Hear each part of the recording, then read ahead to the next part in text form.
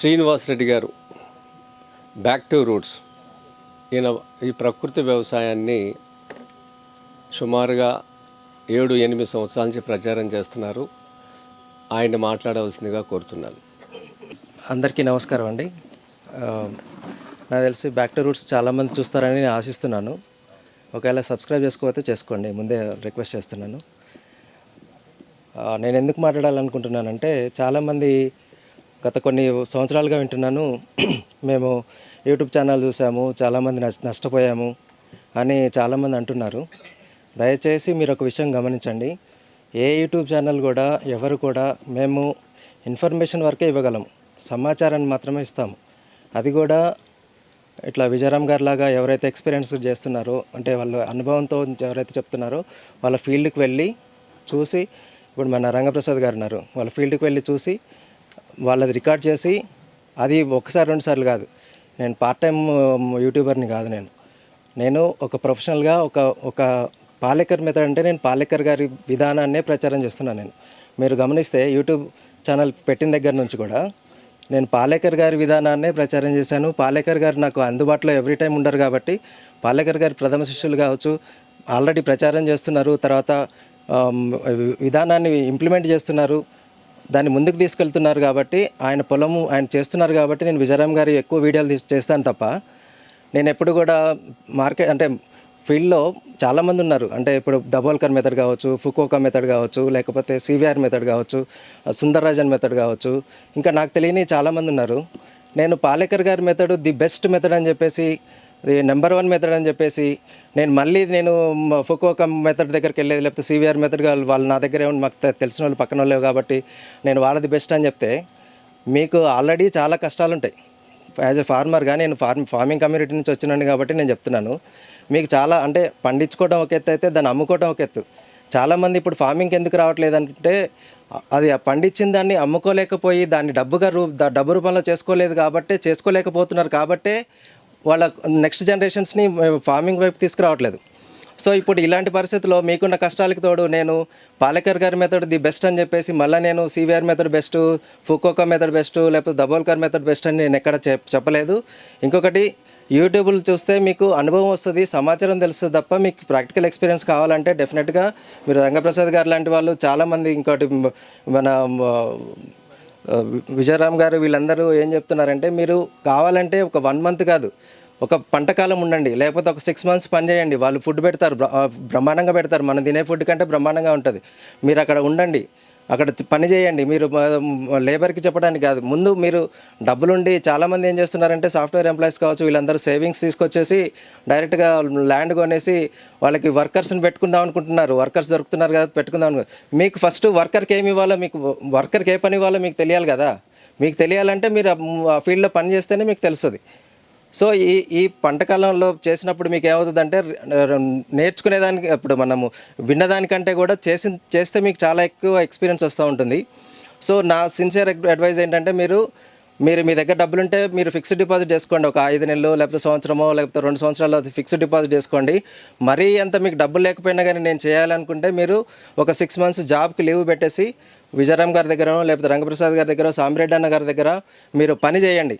కూలీ వాళ్ళలాగా పనిచేయండి. మీరు ఎంత సీఈఓలు కావచ్చు, లేకపోతే పెద్ద టీమ్ లీడర్స్ కావచ్చు, ఏమైనా కావచ్చు, మీరు మీ ప్యాషన్ కోసం వస్తున్నారు కాబట్టి, భవిష్యత్తు ఇదని నిర్ణయించుకుంటున్నారు కాబట్టి, మీరు కూలీలాగా పనిచేయండి. వాళ్ళు చెప్పింది వినండి, వాళ్ళు తిడితే పడండి, లేకపోతే పేపర్ మీద రోజు రాసుకోండి, దాన్ని మీరు డాక్యుమెంటేషన్ చేయండి.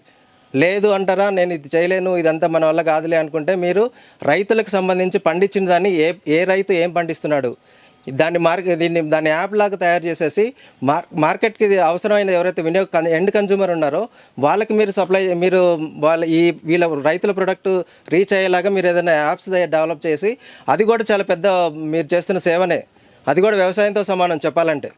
సో నాకు అనిపించింది ఏంటంటే, మీరు యూట్యూబ్లు చూసి, లేకపోతే ఈ బ్యాక్ టు రూట్సా ఇంకొకట నాకు సంబంధం, మీరు ఆ యూట్యూబ్లు చూసి మాత్రం మీరు మోసపోద్దు. ఇన్ ద సెన్స్, మీరు ఇన్ఫర్మేషన్ తీసుకోండి, దాన్ని చూసి మాత్రం మీరు వ్యవసాయాన్ని మొదలుపెట్టవద్దు. ఇంకొకటి, నేను ఈ వేదిక ద్వారా, ఎందుకంటే ఈ వేదికలో చాలామంది పెద్ద వాళ్ళు ఉన్నారు కాబట్టి, నేను 2 రాష్ట్ర ముఖ్యమంత్రుల గారికి నేను ఒక విన్నపం చేయదలుచుకున్నాను. వాళ్ళు సంపద సృష్టించాలనుకుంటున్నారు, కాబట్టి నేను పాలేకర్ గారిది రీసెంట్గా తిరుపతిలో 5 రోజుల ప్రోగ్రాం జరిగింది. నాకు జీవితంలో ఈ 8 సంవత్సరాల నుంచి నేను చేస్తున్నప్పుడు నాకు చిన్న వెలితుండేది.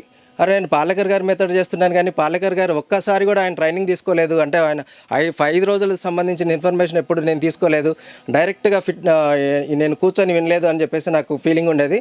ఇది మొన్న 11 నుంచి 15వ తారీఖు తిరుపతిలో ఎస్వి యూనివర్సిటీలో జరిగింది. దాంట్లో నేను కంప్లీట్గా ఇక నాకు జీవితంలో దొరుకుతుందో లేదన్నట్టు కంప్లీట్గా ప్రతి ఇంచు బై ఇంచు ప్రతి మినిట్ నేను రికార్డ్ చేసి యూట్యూబ్లో పెట్టాను. మీరు ఎవరైనా కావాలంటే ప్లేలిస్ట్ ఉంటుంది, సుభాష్ పాలేకర్ వర్క్షాప్ అని చెప్పేసి, మీరు ఇంకా దాన్ని ఉపయోగించుకోవచ్చు. నేను చెప్పేది ఏంటంటే ముఖ్యమంత్రుల గారికి, ఇప్పుడు పాలేకర్ గారిది మెథడ్ ది బెస్ట్ అని చెప్పినప్పుడు మీరు ఒక్కటి అనౌన్స్ చేయండి, ప్రకృతి వ్యవసాయం చేసే రైతులకి మేము ఆదరిస్తాం కానీ, లేకపోతే ఏదైనా మీరేమి ఈ రైతులకు ఎటువంటి ప్యాకేజీలు కానీ, లేకపోతే సపరేట్గా వీళ్ళకి ఒక డిపార్ట్మెంట్లు కానీ, లేకపోతే ఇంతమంది అధికారులను కానీ పెట్టాల్సిన అవసరం లేదండి. మీరు చేయాలనుకుంటే ఇప్పుడు ఎవరైతే రైతులు ఉన్నారో వాళ్ళని మీరు కన్సిడర్ చేయండి, వాళ్ళని రికార్డ్ చేసుకో, వాళ్ళ డీటెయిల్స్ అన్నీ తీసుకోండి, వీళ్ళనే కొంతమందికి ట్రైనింగ్ ఇవ్వమని చెప్పండి. మీకు మరీ ఇంకా చేయాలనుకుంటే ఒక ఆవుని ఒక రైతుకి ఇవ్వండి. ఈ రైతులు ఎవరు కూడా ఆశించేవాళ్ళు కాదు, మీ రైతు బంధువులు కావచ్చు, లేకపోతే మీ పథకాలు ఏమీ ఆశించేవాళ్ళు కాదు. వీళ్ళు కావాలంటే మీకే రిటర్న్ ఇస్తారు. ఎట్లా అంటే మీరు ఒక ఆవుని ప్రకృతి వ్యవసాయం చేసే రైతుకి ఇస్తే భూమి బాగుపడుతుంది, భూమిలో ఉన్న పంటను తిన్నప్పుడు మన వినియోగదారులు బాగుపడతారు, వాళ్ళకి ఎటువంటి రోగాలు రావు, మీ ఆరోగ్యశ్రీలు ఇవన్నీ ఏం అవసరం లేదు, కార్పొరేట్గా హాస్పిటల్స్ కట్టాల్సిన అవసరం లేదు, లేకపోతే మండలానికి ఒక డయాలసిస్ సెంటర్ పెట్టాల్సిన అవసరం లేదు, జిల్లాకు ఒక క్యాన్సర్ హాస్పిటల్ కట్టాల్సిన అవసరం లేదు, ఇవన్నీ మీకు మిగిలిపోతాయి. ఇంకొకటి, ఎరువులు అవసరం లేదు, మీరు ఎరువుల కోసము సబ్సిడీలు తీసుకురావడము, లేకపోతే మీరు ఎరువుల కంపెనీలకు ఇవ్వాల్సిన అవసరం లేదు. మీరు ఏదైనా రైతుకు చేయాలనుకున్నప్పుడు, ఎవరైతే రైతు దేశీయ ఆవు సాకుతున్నాడో అతనికి రోజుకొక 50 రూపాయలు ఆవు మెయింటెనెన్స్ కోసమే. మీరు అది కూడా సంవత్సరానికి ఒకటేసారి వేయక్కర్లేదు, నెలకే ఇవ్వండి.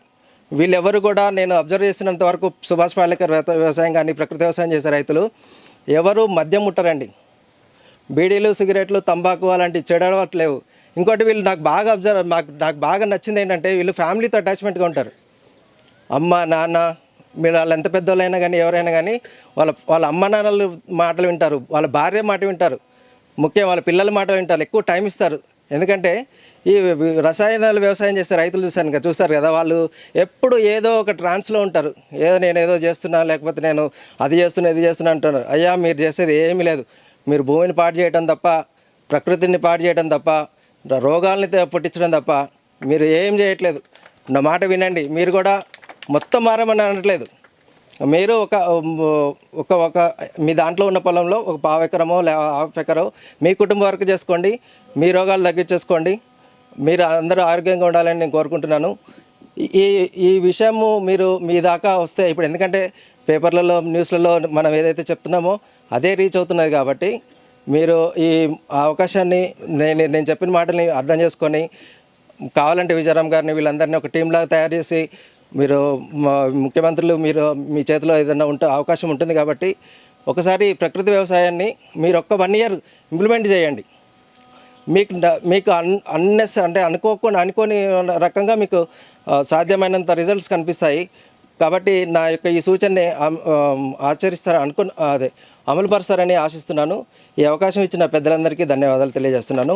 నా పేరు శ్రీనివాస్ రెడ్డి, నా నెంబర్ కావాలంటే తీసుకోండి, 90522 86688. దయచేసి యూట్యూబ్లని బ్లేమ్ చేయొద్దండి. మీరు యూట్యూబ్ ద్వారా ఇన్ఫర్మేషన్ మాత్రమే తీసుకోండి. పని చేయాలి అనుకున్నప్పుడు ఇలాంటి రైతులు ఎవరైతే రియల్ టైం వర్కర్స్ రైతులు ఉన్నారో వాళ్ళ దగ్గరికి వెళ్ళి కూలోళ్ళలాగా పని చేయండి. మీరు కంటిన్యూ చేయాలనుకుంటే కంటిన్యూ చేయండి పొలాలు తీసుకొని, లేదంటే మాత్రము మీరు ఒక రైతుని అడాప్ట్ చేసుకోవడమో, లేకపోతే రైతులు పండించే పంటల్ని కొనడమో మీరు ఐడెంటిఫై చేసి కొనాలని నా సూచన అండి. ఈ అవకాశం ఇచ్చినందుకు ధన్యవాదాలు. మరిన్ని అప్డేట్స్ కోసం బ్యాక్ టు రూట్స్ యూట్యూబ్ ఛానల్ని సబ్స్క్రైబ్ చేసుకోండి.